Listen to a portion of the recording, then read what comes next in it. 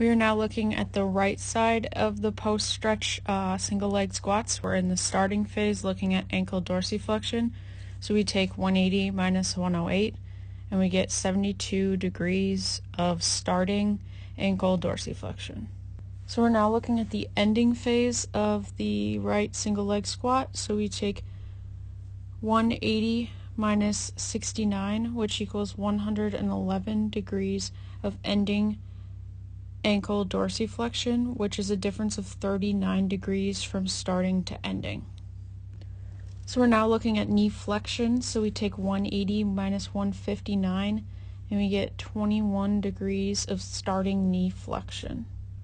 So we're now looking at the ending phase of the single leg squat, looking at knee flexion. So we take 180 minus 76 and we get 104 degrees of ending knee flexion, which is a difference of 83 degrees between right starting and right ending. So we're now looking at hip flexion. So we have a starting phase right here, and we take 180 minus 163, and we get 17 degrees of starting hip flexion. We're now looking at the ending phase, still at hip flexion. So we take 180 minus 167 and get 113 degrees of hip flexion, which is a difference of 96 degrees from starting to ending. So now let's just watch the squat through once. So here it is.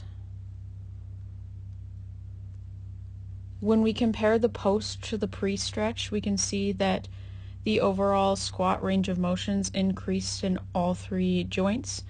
So when we look at the right leg, the starting dorsiflexion versus ending, so we had 111 ending versus 72, which is 39 degrees overall. When we look at the pre-stretch, we only had 27 degrees overall. When we look at knee flexion, in the post we had 83 degrees overall, and in the pre we had 76 degrees overall, which is again an increase. And last, when we look at hip flexion, we had 96 degrees overall in the post stretch and only 79 degrees overall in the pre-stretch.